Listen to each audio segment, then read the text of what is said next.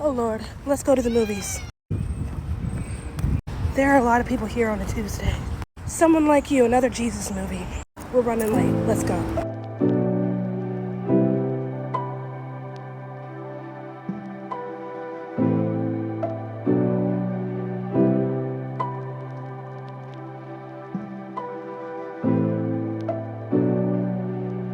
All right, let's talk about it. So that was Someone Like You, an adaptation of a Karen Kingsbury novel. She's a popular Christian novelist. I've only read one of her books that I can recall, like Dandelion Dust, which was also adapted into a film years ago. Years ago. She is an executive producer. This is the first film from her production company. This is a Fathom Events movie. So if you are going to see this movie, number one, this is not covered under A-list or any kind of unlimited, deal that you may have with Regal or Cinemark or whatever. Also, because it is Fathom Events, with Fathom Events Films, I feel like I just need to say this and warn you, with Fathom Event Films, there's a 50-50 chance there are no previews. So get there on time. Directed by Tyler Russell, stars Sarah Fisher and Jake Allen. Also Bart Johnson. Bart Johnson, who we all know as our, basketball coach, Coach Bolton. Every time I saw him on screen, all I could hear was, "What the heck are those two doing in a tree?" Hold on. It's gonna get dark soon, so let's just get that out the way. Bear with me, I'm all sinusy, my ears hurt, my throat hurts, and I'm all mucusy. So I'm just gonna try to get through this as quick as I possibly can. Again, this is a Christian film, so the bar is set relatively low. It starts off weak.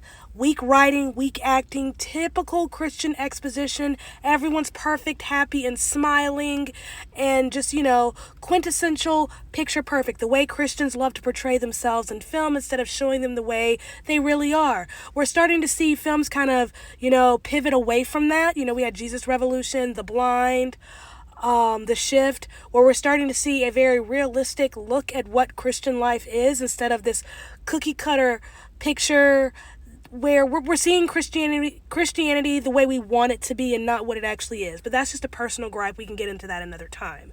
So, typical Christian exposition. More telly than showy, and just unrealistic dialogue. We have Dawson Gage and London Quinn. They're best friends. He is in love with her. She's too dumb to realize. The way she kind of came off, I really didn't like her all that much. She just seemed very flighty and aloof and obviously really dumb. Like, clearly this boy is in love with you. You know he's in love with you, or at least you don't really understand that kind of love. And you want to talk about your relationship. Like, no, boy, absolutely not. Why didn't you walk away? Like, how could you just sit there and torture yourself for however many years? At least 10, because he mentions how he fell in love with her their senior year of high school. So at least 10 years you have been in love with this girl, unrequited, and you've been tortured. I could never. Absolutely not. Again, a personal gripe. London dies a tragic death. At least I think it was supposed to be tragic. Again, we don't really get to know her all that well. What we do get to know, it's not really bonding for us as the audience. I didn't really like her. And then she's gone, but we like him, and so we feel sad for him. And as it turns out, London could possibly have a sibling. She was an IVF baby. There was an extra embryo. They were not able to carry said embryo, so they donated it. So he goes on a search to find the embryo and ends up finding the embryo in Nashville. This all starts in Birmingham, Alabama. And Andy Allen is an aspiring zookeeper, I guess. I don't know. She lives in a beautiful house with her parents. One of them is Coach Bolton, and Dawson finds her and, breaks the news, and apparently she's like, "What are you talking about? You have the wrong person." She did not know. So she goes home, tells her mom, like, "The craziest thing happened. This dude's talking about how I'm adopted, and he has news about my biological sister." Like, what? They're all like, "Honey, we have something we need to tell you." And she's like, "You're not my real parents." So she goes on a search, a journey to find herself. This is where our story begins.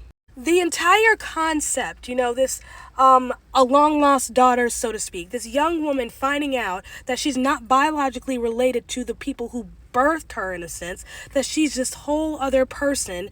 It's an identity crisis. There's so much trauma in that concept. And I felt like this movie didn't do that trauma justice. Does that make sense? Never mind the fact that when she goes to search for her biological family and sees a place where her biological sister lived, not only do they look alike, they're played by the same actress, by the way. Not only do they look alike, but they also have some kind of things in common, and everyone's talking about London.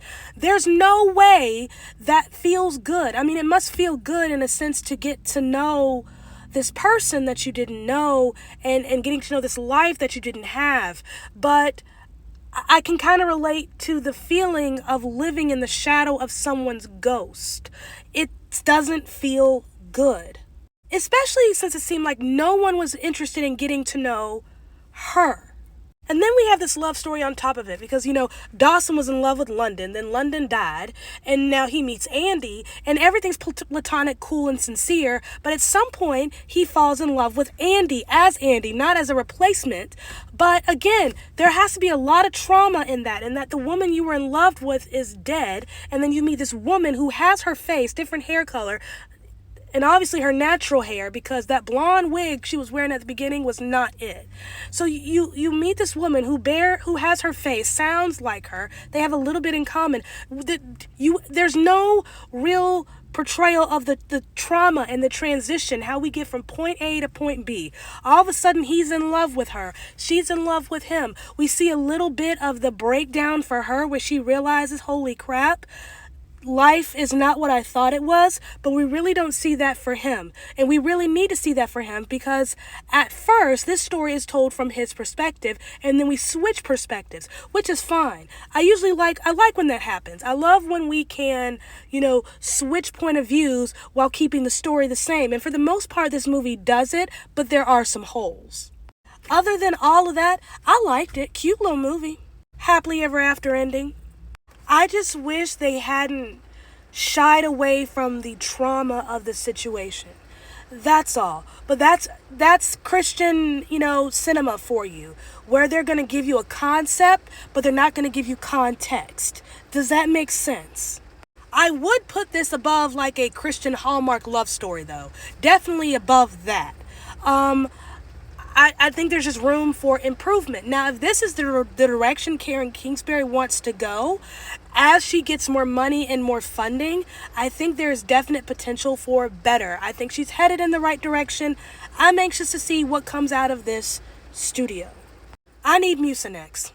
That's a lot of Christian movies. I don't think I've ever seen this many Christian films in cinema in such a short amount of time. I think this is the 4th. That's a lot. I mean, 4.5 if you want to count the Book of Clarence, but we're going to pretend like that thing never happened.